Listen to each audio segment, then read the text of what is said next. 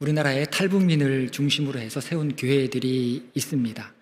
제가 대학원 다닐 때에도 1990년대에 후반이었는데 그때 이미 탈북을 해서 신학대학원에 들어온 분이 계셨어요.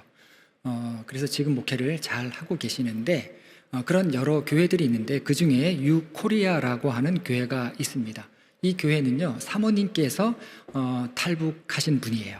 김은진 사모님이신데 이분이 몇 해 전 다니엘 기도회 때에도 간증을 하셨고, 그리고 유튜브에도 이분의 간증이 올라와 있습니다. 이 사모님은요, 한국에 와서 예수를 믿은 그런 경우가 아니고요, 북한에서부터 예수를 잘 믿었던 그런 분이셨습니다. 북한 지하교회 출신이었던 거예요. 할머니에게서 복음을 전해 들었고, 또 아버지 어머니 다 신앙생활 잘했고, 그 사모님까지 4대째 북한에서 예수를 믿었던 그런 집안이었습니다. 집에는 숨겨둔 성경책과 찬송가가 있었고, 할머니는 매일같이 성경책을 읽으셨다라고 이 사모님이 말씀을 하십니다. 이 북한에서 어떻게 성경을 읽을 수 있어요? 그 발각되면 어떻게 되는 겁니까? 그래서 북한 인민일보, 그 다음에 북한에서 발간되는 사회주의 잡지, 이런 걸 항상 옆에 두고 그 다음에 성경을 그 옆에다 놓고 읽으셨다는 거예요. 그래서 인기척이라도 나면 빨리 그걸 덮어서 성경을 숨기곤 하셨다라고 합니다. 그리고 할머니에게서도 이분이 찬송가를 배웁니다. 외정시대 때 많이 불렀던 찬송가를 불렀고, 할머니가 이거를 외우게 하셨다라고 그런 이야기를 하십니다. 또 주일날도 예배를 드리는데, 주일날 어떻게 예배를 드리겠습니까? 예배 드릴 수 있었던 게, 아버지가 북한에서 양복점을 하셨는데, 양복점을 하시니까 이 평소에도 많은 사람들의 왕래가 있었던 거예요. 그래서 그 덕분에 주일이면 아무런 의심을 받지 않고 각 지역에서 지역별로 돌아가면서 믿는 사람들이 찾아왔다는 거예요. 찾아와서 아주 소곤소곤 조용하게 찬송가 부르고 조용하게 성경 읽고 예배를 드렸다라는 겁니다. 북한이었는데 이분은 어려서부터 예배하는 것을 늘 보면서, 성경 읽는 것을 늘 보면서 자란 거예요. 여러분이 학교 가서 아이가 우리 집에 성경책이 있다, 우리 집에서 예배 드린다라고 하면 그 집은 어떻게 되겠습니까? 그러니까 할머니가 어려서부터 집에서 있었던 일은 절대로 밖에 나가서 얘기하면 안 된다, 신신당부를 해서 이것이 잘 유지될 수가 있었다라고 합니다. 그러다가 1990년대 이분이 고등학교 다니던 어느 날 학교 갔다 집에 와보니까 집안 분위기가 이상한 거예요. 그 사이에 보위 부원들이 집에 들이닥쳐서 아버지를 잡아갔습니다. 이제 어떤 정보를 다 얻었던 거죠. 아버지는 그 뒤로 생사를 모르고, 나중에 이제 믿음이 좋았던 고모도 잡혀가게 되는데, 이제 아버지가 잡혀간 이후에 가족들에게 다 조심하라고 그렇게 당부했음에도 불구하고 고모는 어떻게 이야기하냐면, 나는 잡혀가도 대답할 말이 준비되어 있다라고 그렇게 결연한 마음을 갖고서 잡혀갔다라고 합니다. 그리고 남겨진 가족의 삶은 그 이후에 말할 수 없을 만큼 끔찍한 삶을 살게 됩니다. 할머니도 충격을 받으신 거예요. 그래서 갑자기 돌아가시게 되는데, 돌아가시기 직전에 이 손녀딸, 이 사모님의 손을 꼭 잡고 하시는 말이, 절대로 나약해지면 안 된다라고 하면서, 내가 너희에게 이런 고통과 이런 어려움을 주려고 찬송가 가르쳐주고 말씀 가르쳐준 게 아닌데 이렇게 되었다라고 하면서, 그런데 우리가 세상 떠날 때 더 좋은 천국에서 꼭 만나게 될 것이다 라는 그런 이야기를 하셨다라고 합니다. 그리고 우리가 가야 할 길이 바로 이런 핍박과 고난의 길이라고 하면서, 내가 가르쳐준 말씀과 찬송가 잘 기억하고 있으라고, 그리고 우리는 하나님 살아계신 걸 믿으니까 남아있는 성경책은 집에 보관하지 말고, 성경책을 빼앗겼는데 그리고도 남아있는 성경책이 있었던 거예요. 이 성경책 집에 보관하지 말고 불태우라고, 그래서 더 이상 가족들이 피해를 당하지 않게 하라는 그런 말씀을 하시고 그 다음 날 돌아가셨다라고 합니다. 어머니가 그날로 이 성경책을 한 장 한 장 찢어서 아궁이에 다 불태웠다라고 합니다.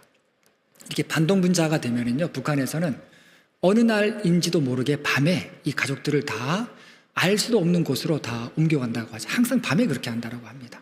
그래서 이 남겨진 가족들은 산골로 추방을 당해서 살아가게 됩니다. 그러다가 북한의 지하 교인들을 돕던 조선족 목사님이 계셨는데, 이 목사님이 예전부터 이 집안과 왕래를 했던 거예요. 이 집에 와서 묵기도 하고, 조선족 중국 국적이니까 북한을 자유롭게 왕래할 수 있었던 것이죠.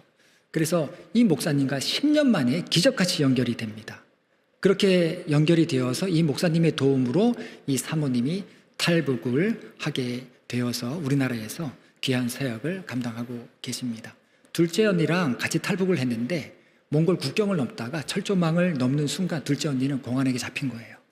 그리고 나서 생사를 알 수 없게 됩니다. 그리고 나서 한국에서 이 사모님의 도움으로 어머니도 이제 둘째 딸도 어떻게 됐는지 알 수 없으니까 마음을 접고 탈북을 하기로 했고, 그리고 큰언니 가족들까지도 이 사모님의 도움으로 무사히 탈북을 해서 한국에서 정착을 해서 귀한 사역을 감당하고 계십니다. 여러분, 우리는 잘 모르지만 우리는 이 자유가 보장된 사회에서 살고 있기 때문에 잘 모르지만 믿음의 사람이 된다라고 하는 것은요, 사실 많은 용기가 필요한 일입니다. 왜냐하면 하나님의 나라를 확장하는 이 영적인 전쟁에서 믿음의 용맹함이 없는 자는 결코 승리를 몰라요. 승리하는 삶이 무엇인지 모릅니다. 그리고 여러분, 이 교회 안에도 보면은요, 영적인 공격이 굉장히 많습니다. 그냥 평온해 보이는 것 같고 아무 일 없는 것 같은데 그렇지 않아요.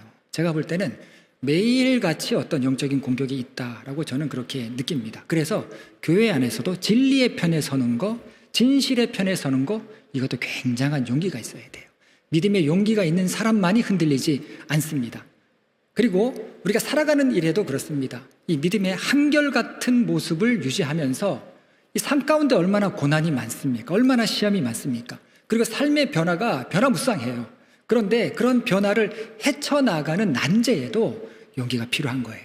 믿음의 용기가 없으면 헤쳐나갈 수가 없습니다. 믿음으로 이겨나갈 수가 없는 거예요. 그래서 우리가 용기라고 하면 뭐 극적이고 아주 영웅적인 그런 행위를 떠올리는데 그게 아니라 하루하루 살아가는 그런 일에도 이 믿음의 인내와 신앙의 용기가, 큰 용기가 필요하다라고 하는 것을 우리가 이런 일들을 통해서 깨닫게 되는 겁니다. 오늘 말씀은 이 요나단의 용기 있는 믿음에 대한 말씀이죠. 지난 시간 우리는 블레셋의 공격을 받은 이스라엘에 대해서 살펴보았습니다. 이 블레셋이 워낙 강한 전력을 갖고 있었기 때문에 이스라엘 병사들은 한번 제대로 한판 싸워보지도 못하고 그냥 무너지는 것을 말씀을 통해서 확인했습니다.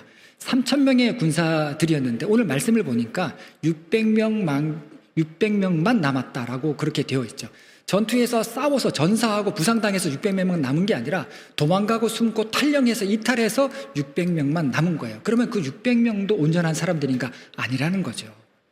굉장히 절망적인 상황에 지금 이스라엘과 사울이 놓여 있다라는 겁니다. 그런데 이 성경을 보면 하나님께서 어떤 절망적인 상황 가운데 우리를 두게 하시면서 뭔가를 보여주시죠. 그 보여주시고자 하는 것이 뭐냐면 믿는 자에게는 절망이 없다는 거예요. 상황은 절망적인 상황인데 하나님께서 그 상황을 통해서 보여주시는 것은 절망하지 말라는 거예요. 너희에게는 절대 절망이 없다는 겁니다. 하나님을 믿는 자에게는 절망이 없고 하나님은 오히려 구원이시다라고 하는 것을 그 절망적인 상황을 통해서 보여주시고 나타내신다라는 겁니다. 그리고 그렇게 보여주시고 나타내는 일에는 어떤 한 사람이 있어요. 그 사람은 어떤 사람이냐? 어떤 어려움에도 꺾이지 않는 믿음의 사람을 통해서 이러한 구원과 하나님의 도우심과 하나님의 함께하심을 나타내신다라는 겁니다. 1절 말씀입니다. 하루는 사울의 아들 요나단이 자기의 무기를 든 소년에게 이르되 우리가 건너편 블레셋 사람들의 부대로 건너가자 하고 그의 아버지에게는 아뢰지 아니하였더라. 이 사울이 이끄는 부대는 이제 사기가 땅에 떨어졌습니다. 해변에 모래처럼 많은 블레셋 군대를 이길 방법과 이길 승산이 없죠. 아무리 전략적으로 전술적으로 모의를 한다 할지라도 이 블레셋 군대를 당해낼 수가 없습니다. 그런데 오늘 본문을 보면 요나단에 의해서 믿음과 용기의 반전이 일어나는 것을 보게 됩니다. 그래서 1절에 보면은요, 이 사울의 아들 요나단이라는 표현이 나오는데 이 표현이 성경에 처음으로 여기 이렇게 나와요. 사울의 아들 요나단. 이게 이스라엘의 전통적인 표기 방법입니다. 항상 부모의 이름과 아들의 이름을 같이 표기하는데 그런데 사울의 아들 요나단이라고 하는 이 표기는요, 좀 다른 의미를 갖고 있죠. 요나단과 사울은 다르다는 거예요. 성경에서 이 사울과 요나단의 첫 마디를 비교해 볼 수가 있습니다. 1절에 보면 요나단이 성경에서 처음으로 했던 말이 나오는데 그게 뭐냐면 건너가자. 블레셋 진영으로 건너가자라고 하는 그런 이야기였습니다. 반면에 사울의 첫 마디는 뭐냐면요, 사무엘상 9장 5절에 우리가 이미 살펴보았는데 돌아가자라고 하는 이야기입니다. 집으로 돌아가자. 그러니까 현격한 차이가 있고, 이 사울과 요나단의 중심이 아버지와 아들의 관계이지만 그 둘의 중심은 달랐다라고 하는 것을 우리가 보게 됩니다. 요나단은 자신이 기브아에 있던 블레셋을 공격함으로써 촉발된 이 전쟁을 어떻게 해서든지 마무리 짓기 위해서 결정적인 행동을 감행하게 됩니다. 6절 말씀입니다. 요나단이 자기의 무기를 든 소년에게 이르되 우리가 이 할례 받지 않은 자들에게로 건너가자. 여호와께서 우리를 위하여 일하실까 하노라. 여호와의 구원은 사람이 많고 적음에 달리지 아니하였느니라. 자, 길갈에서 사무엘을 기다리지 않고 사울이 제사를 드리지 않습니까? 그래서 사무엘로부터 심한 책망을 받았는데, 자, 그 이후에 사울과 사무엘은 헤어집니다. 사무엘이 지금 국가적으로 굉장히 지금 중요한 때인데 사울을 떠나버렸어요.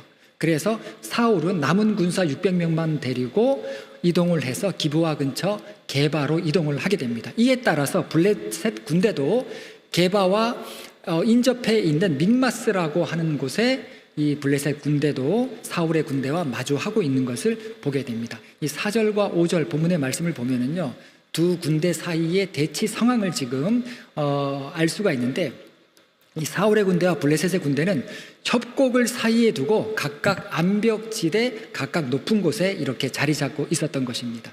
여러분, 이스라엘은요, 이스라엘 산지 지형이라고 하는 말이 굉장히 많이 나오는데, 평야에서는 위험합니다.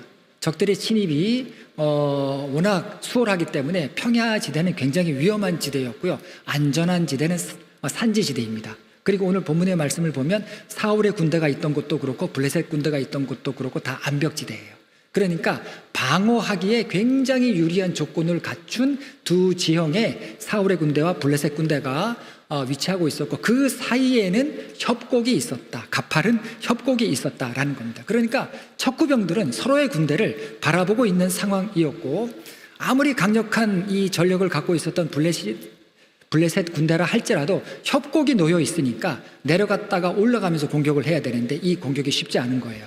그러니까 서로 지금 이러지도 못하고 저러지도 못하는 치킨 게임을 하고 있는 그런 상황 가운데 이 두 군대가 대치를 하고 있었다라는 겁니다. 자, 이런 상황에서 여러분, 이런 상황을 돌파할 수 있는 사람이 누구예요?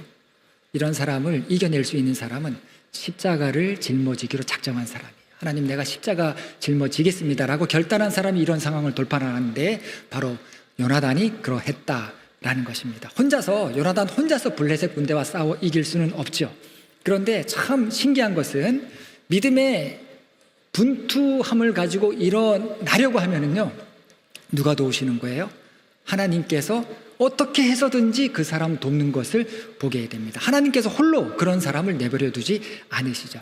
여러분, 이 원리가 성경의 원리인데 여호수아서 23장 10절에 보면 여호수아가 어떤 이야기를 하냐면 너희 중 한 사람이 1000명을 쫓으리니 라는 그런 이야기를 합니다.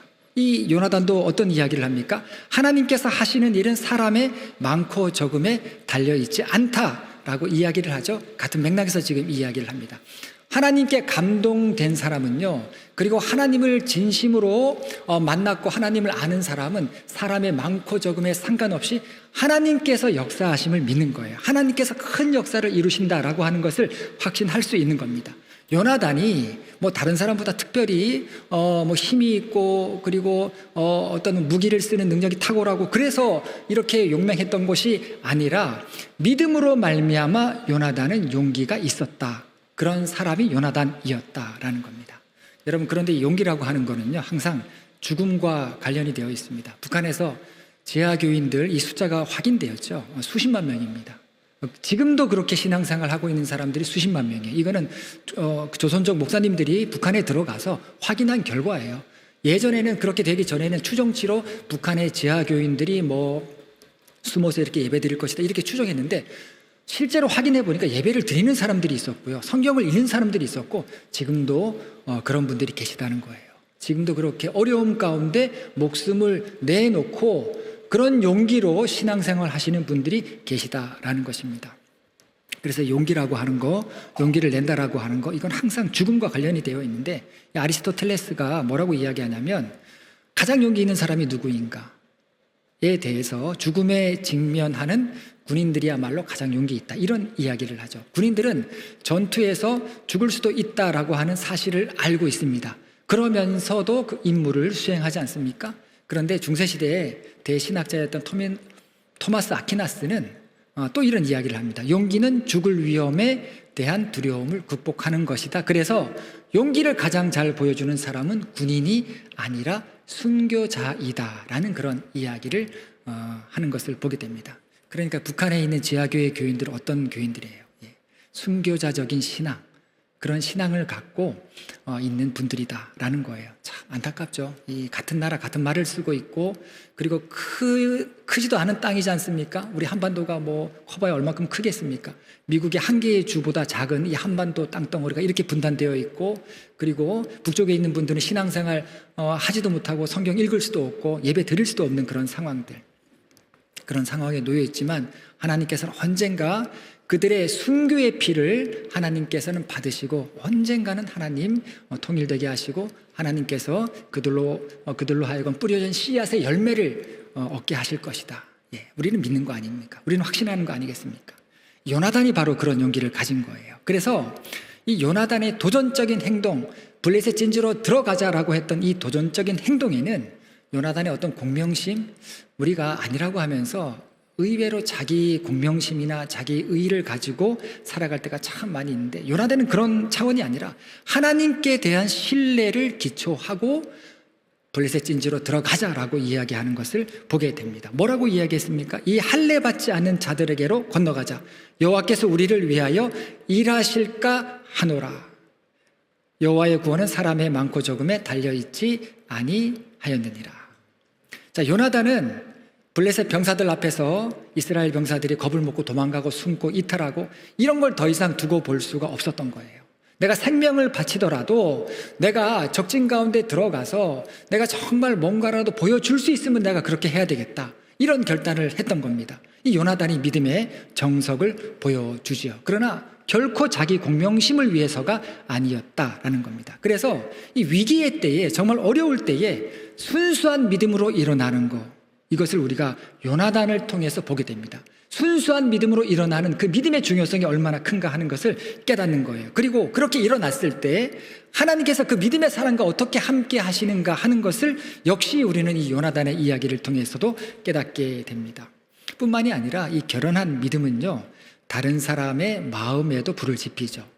요나단의 용기에 그를 뒤따르던 부하도 이 요나단과 함께 하기를 결단합니다. 7절 말씀입니다. 무기를 든 자가 그에게 이르되 당신의 마음에 있는 대로 다 행하여 앞서가소서. 내가 당신과 마음을 같이하여 따르리이다. 이 요나단의 충성스러운 부하 아닙니까? 그도 자신의 생명을 내놓고 요나단의 믿음을 지지하면서 용기 있는 결단을 하게 됩니다. 이게 원리예요. 한 사람이 일어나니까 또 한 사람이 일어나게 되고, 그럼으로써 나중에 보면은요, 이 공동체의 영적인 사기가 올라가게 돼서 승리를 경험하게 되는 것입니다. 여러분, 하나님께서 우리에게 바라시는 모습이 바로 이런 모습이에요. 그래서 우리 또한 믿음에 용기 있는 자들이 되어야 한다라는 겁니다. 우리가 믿음에 용기 있는 그런 사람이 될 때, 여러분, 이 길을 막고 방해하는 그런 부분들이 있는데 여기서 좌절하면 안 되죠. 어떻게 해서든지 믿음으로 일어나는 것이 중요하다라는 겁니다. 그렇게 믿음의 용기를 갖고 일어날 때 하나님께서는 길을 막고 방해하는 그것을 통해서 길이 되게 하신다라고 하는 것을 요나단을 통해서 다시 생각하게 되는 겁니다. 자, 그런데 그렇다고 해서 요나단이 자기의 아주 귀중한 그 생명을 초계같이 여겨서 무모하게 적진으로 들어간 것은 아닙니다. 8절에서 10절 말씀을 봅니다. 요나단이 이르되 보라, 우리가 그 사람들에게로 건너가서 그들에게 보이리니 그들이 만일 우리에게 이르기를 우리가 너희에게로 가기를 기다리라 하면 우리는 우리가 있는 곳에 가만히 서서 그들에게로 올라가지 말 것이요, 그들이 만일 말하기를 우리에게로 올라오라 하면 우리가 올라갈 것은 여호와께서 그들을 우리 손에 넘기셨음이니 이것이 우리에게 표징이 되리라 하고. 요나단이 표징을 구한 거예요. 표징은 하나님의 응답을 구한 것이죠. 이 요나단의 용기가 다른 데 있지 않습니다. 요나단이 다른 사람보다 배짱이 있어서가 아니라 응답이 요나단의 용기의 근원이었다라는 겁니다. 그래서 요나단이 어떤 표징을 구했습니까? 이제 적진을 향해서 올라갑니다. 올라갈 때 블레셋 군사들이 우르르 내려와서 요나단과 싸우려고 한다면 이거는 하나님의 뜻이 아니다, 이렇게 알겠다라는 겁니다. 그리고 이렇게 올라가다가 이 블레셋 군사들이 이리로 올라와라, 우리가 너희를 상대해 주겠다, 한판 붙자 라고 한다면, 블레셋 군인들의 반응이 그러하다면 이것을 하나님의 징조로 알겠습니다 라고 적진을 향해서 나아갔다라는 겁니다. 여러분, 일반적으로 공격을 하다가 후퇴하는 척해서 적들을 유인해내서 다시 공격하는 게 일반적인 공격 방법 아니겠습니까? 그런데 요나단은 그런 게 아니라 블레셋 진지로 바로 들어가는 선택을 하나님의 사인으로 그렇게 여겼다라는 것입니다. 이 블레셋 군인들의 입장에서는 지금 이스라엘 군대는 자멸 상태예요. 완전히 무너진 그런 그 무너진 군대를 보았기 때문에 기껏 두 사람이 이 블레셋 진영을 향해서 온다고 한들 이들은 오락거리로 생각한 거예요. 그래서 어떻게 이야기합니까? 이 요나단과 그의 부하를 향해서 이리로 올라와라 라고 그렇게 블레셋 군인들이 요나단을 향해서 이야기합니다. 하나님의 응답이 떨어진 거예요. 그래서 요나단과 그의 부하는 전적인 하나님의 도우심을 믿고 자신을 완전히 노출하죠. 완전히 노출한 채 가파른 암벽 지대를 힘들게 기어 올라가서 블레셋 군인들과 마주합니다. 그리고 그들과 싸우죠. 13절과 14절 말씀입니다. 요나단이 손발로 기어 올라갔고 그 무기를 든 자도 따랐더라. 블레셋 사람들이 요나단 앞에서 엎드러짐에 무기를 든 자가 따라가며 죽였으니 요나단과 그 무기를 든 자가 반나절 가리 땅 안에서 처음으로 쳐 죽인 자가 20명 가량이라. 20대 2예요. 20대니까 10대 1 정도 되는데 해볼만 하지 않겠습니까? 아마 좁은 통로 같은 데서 이 블레셋 군인들은 일렬로 아마 늘어서 있었고 이들을 상대로 아마 요나단이 싸우지 않았을까, 그런 생각을 해봅니다. 요나단과 그의 부하가 20명의 부하를 무찌르게 됩니다. 아마 요나단도 상처를 많이 입었을 것 같아요.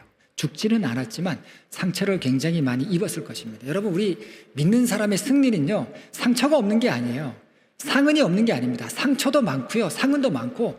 여러분, 교회에서 신앙생활 하는 것도요, 승리하는 믿음이라고 이야기할 때 상처가 없는 게 아니에요. 상처 굉장히 많습니다. 상처는 많은데 승리했어요.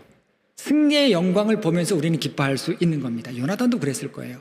20명과 싸우면서 온몸에 상처를 입지 않았겠습니까? 그런데 승리를 경험했다라는 것입니다. 자, 놀라운 것은요, 이제 20명을 무찔렀는데 이 소식이 몇백 미터 떨어져 있던 블레셋 본진에게도 빠르게 퍼져나갔고, 자, 이 소식이 퍼지자 블레셋 본진은 공포에 휩싸입니다.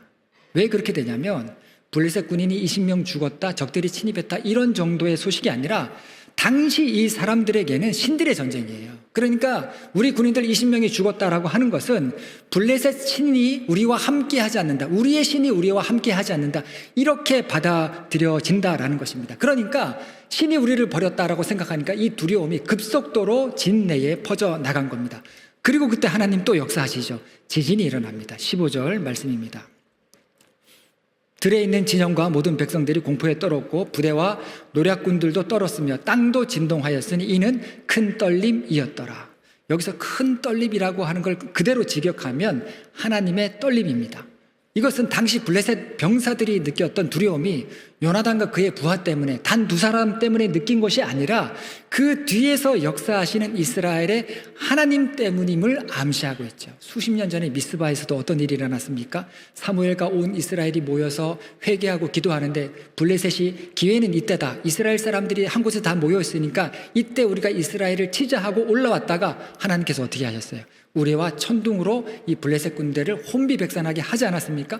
그때의 똑같은 상황, 그때와 비슷한 상황이 지금 연출되고 있는 것을 보게 됩니다. 지진이 일어났던 거예요. 그러니까 블레셋 진영에서는 큰 혼란에 빠지게 되고 상황이 역전되기 시작하게 됩니다. 이 공포의 질인 이 블레셋 군대가 자중질환에 빠지게 된 겁니다. 그러니까 요나단만이 아니라 하나님께서 요나단과 함께 싸우고 계신 것을 보게 됩니다. 그럼 이때 사울은 무엇을 하고 있었습니까? 16절과 17절 말씀입니다. 베냐민 기브아에 있는 사울의 파수꾼들이 바라본즉 허다한 블레셋 사람들이 무너져 이리저리 흩어지더라. 사울이 자기와 함께한 백성에게 이르되 우리에게서 누가 나갔는지 점호하여 보라 하여 점호한즉 요나단과 그의 무기를 든 자가 없어졌더라. 이 사울도 이제 척후병을 통해서 블레셋 진영에서 무슨 큰 일이 일어나고 있다라고 하는 것을 알게 되었습니다. 이 블레셋 사람들이 이리저리 무너져서 흩어졌다라고 하는 것은 자기들끼리 싸우고 있었다라고 하는 그런 의미이죠. 사울은 직감적으로 내 아들 요나단이 또 나갔구나, 블레셋을 공격했을 거라고 이렇게 추측을 했던 것 같습니다. 그래서 점호를 하죠. 점호를 해보니까 자기 병사들 중에서 사라진 자를 찾는데 역시나 요나단이 예상대로 없었던 겁니다.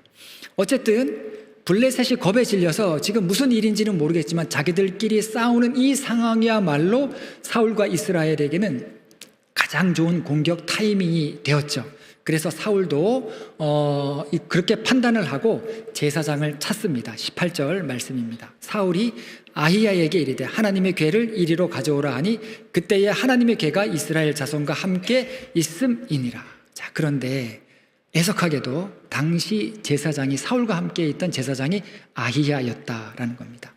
본문 2절에 보면은요, 아히야의 족보가 나와요. 아히야의 족보.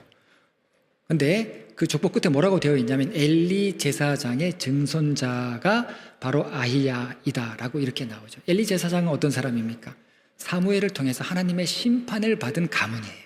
그의 아들들도 심판을 받아서 다 비참하게 죽지 않았습니까? 문제는 또 뭐예요? 사울도 사무엘에게서 제사를 함부로 마음대로 드려서 심판을 받았죠. 그리고 사울이 그렇게 마음대로 행동한 다음에 사무엘은 사울을 떠났습니다. 그래서 사울은 사무엘이 없으니까 자기에게 만만한 제사장 아히야, 버림받은 제사장 아히야를 자기 옆에 두고 있었던 거예요. 여러분, 이로써 버림받은 제사장과 버림받은 왕이 함께 있는 상황이 연출되었던 겁니다. 여러분, 그 미래가 보이지 않습니까? 그래서 여러분, 이 진리와 진실의 편에서 신앙생활하는 거, 이거는 굉장한 용기가 필요한 거예요. 자, 이 사울이 어떻게 합니까? 아히야에게 하나님의 궤를 가져오라고 그렇게 지시를 하죠. 지금 왕이 제사장에게 지시할 게 아니에요.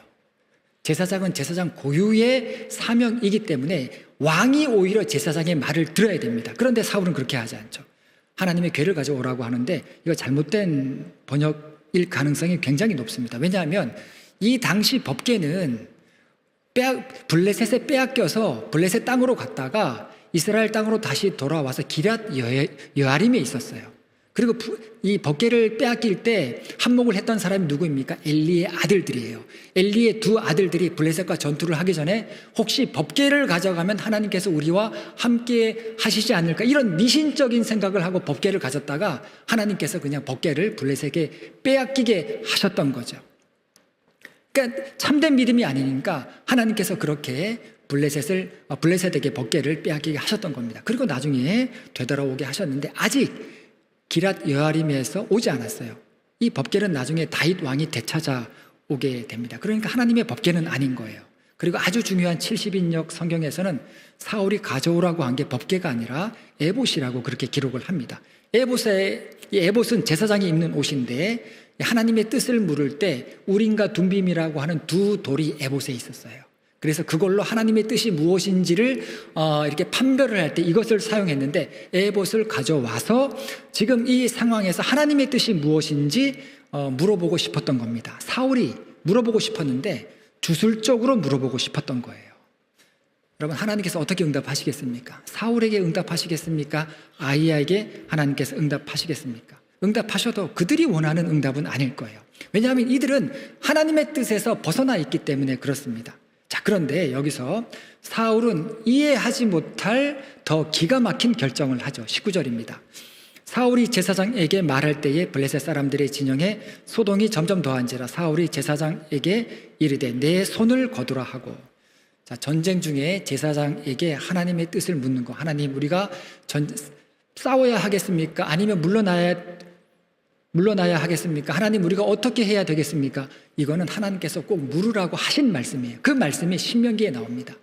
모압 평지에서 가나안 땅으로 들어가기 직전에 하나님께서 모세를 통해서 다시 한번 이스라엘 2세대들에게 말씀으로 교육하신 그 말씀이 신명기의 말씀인데 그 말씀 신명기 20장에 보면 전쟁을 하기 전에 반드시 하나님께 뜻을 물으라고 그렇게 하나님께서 말씀을 하셨죠. 자, 그런데 사울이 형식적으로라도 하나님의 뜻을 물으려고 했다가 어떻게 한 거예요? 돌연 자기 마음대로 중단을 시켜버리는 거예요. 왜 그렇습니까? 딱 봐도 이길 것 같아요. 지금 블레셋 진영 이렇게 내려다 보니까 지금 딱 봐도 이거는 뭐 우리 군대가 피 하나 흘리지 않고 이길 것 같은 그런 승산이 있었던 겁니다. 그러니까 하나님께 묻는 것을 사울이 중단시켜 버렸죠. 여러분, 이런 일은 성경에 전례가 없습니다. 이 사울이 지금 뭐까지 마음대로 하는 거예요? 제사를 마음대로 자기 마음대로 자기가 드린 사울은 하나님의 뜻을 묻는 이 제사장의 일도 자기 마음대로 중단시키고 있는 것을 보게 됩니다. 이 사울에게 제사장은요, 참모에 불과했던 거예요. 참모. 자기 비서에 불과했던 겁니다. 자, 그렇게 하나님의 뜻을 묻는 일을 중단시키고 나서 군대를 출발시키죠. 이 전쟁에서 승리할 것인데 부끄럽게도 그 승리는 요나단에게 얹혀가는 그런 꼴이 되었던 겁니다. 여러분, 이것이 보여주는 게 뭐냐면 사울은요, 하나님께서 블레셋을 위해서 세운 왕인데 이 사울이라고 하는 사람이 점점 블레셋과 싸우기에 얼마나 신앙적으로 부적합한 인물이었는지를 드러내고 있다라는 것입니다. 사울이 영적으로 어둡고 하나님의 뜻을 따르는 일에도 너무 둔감했다라고 하는 것을 보여주는 거예요. 그 결말이 어떻게 될 것인가 하는 것을 하나님께서는 사울을 통해서 보여줍니다. 여러분, 그래서 우리가 직분이 있고 교회에서 어떤 사역을 하고 여러분, 굉장히 중요한 부분이 뭡니까? 굉장히 중요한 부분은요, 내 마음, 내 중심이 하나님께 합해져 있는가, 내가 정말 하나님의 뜻 가운데 뜻을 물으면서 신앙생활을 하고 있는가, 이 부분이 굉장히 중요한 거예요. 자, 그런데 사울은 이렇게 헤매이고 있었는데 하나님께서는 이 요나단을 통해서 더 놀라운 일들을 전개시키죠. 21절과 22절 말씀입니다. 전에 블레셋 사람들과 함께하던 히브리 사람이 사방에서 블레셋 사람들과 함께 진영에 들어왔더니 그들이 돌이켜 사울과 요나단과 함께한 이스라엘 사람들과 합하였고 에브라임 산지에 숨었던 이스라엘 모든 사람도 블레셋 사람들이 도망함을 듣고 싸우러 나와서 그들을 추격하였더라. 자, 요나단과 그의 부하가 용감한 행동을 했는데, 자, 그렇게 용감하게 행동을 하고 나니까 이 블레셋 군대에 강제로 끌려왔던 이스라엘의 사람들의 마음이 동했던 거예요. 그래서 이들도 요나단과 함께 블레셋 군대와 싸우기 시작했고, 그렇게 전투가 벌어졌다라고 하는 소문이 삽시간에 퍼져나가니까 탈영해서 도망간 사람들, 산의 바위나 동굴에 숨었던 자들까지도 이제 용기를 다 내서 모두가 나와서 전투에 동참하는 실로 감동적인 서사가 전개되는 것을 보게 됩니다. 지금도 이스라엘은 병력으로도 중과부족이고요, 무기도 열세이죠. 사무엘상 13장 22절에 보면 어떤 말씀이 나오냐면 이스라엘에서 철제 무기를 가진 자는 사울과 요나단밖에 없었다. 그러나 블레셋 군인들은 모두가 다 철제 무기를 가졌다라고 나옵니다. 이게 뭐냐면 철기 시대와 청동기예요. 블레셋은 철기 시대를 살았고 지금 이스라엘은 지금 청동기 시대를 살고 있다라는 겁니다. 그러니까 사울과 요나단 외에 나머지는요, 막대기를 갖고 있다라고 해도 과언이 아닌 거예요. 철제 무기와 청동 무기가 부딪히면은요, 청동 무기는 다 부러져요. 휘어지거나 부러집니다. 그러니까 지금 막대기를 갖고 싸우고 있다라고 해도 과언이 아닌데, 철제 무기와 병거와 기마병으로 무장한 이 블레셋과 이스라엘 사람들이, 그리고 요나단이 함께 힘을 다해서 죽을 각오를 다해서 싸우고 있는 것을 보게 됩니다. 여러분, 믿는 사람에게 뭐가 중요한 거예요? 믿는 사람에게 사람의 숫자, 사람의 많고 적음, 무기의 어떤 중요성, 그런 것보다 믿는 사람에게 영적인 전력이 얼마나 중요한가. 왜 그렇습니까? 내가 싸우는 게 아니잖아요.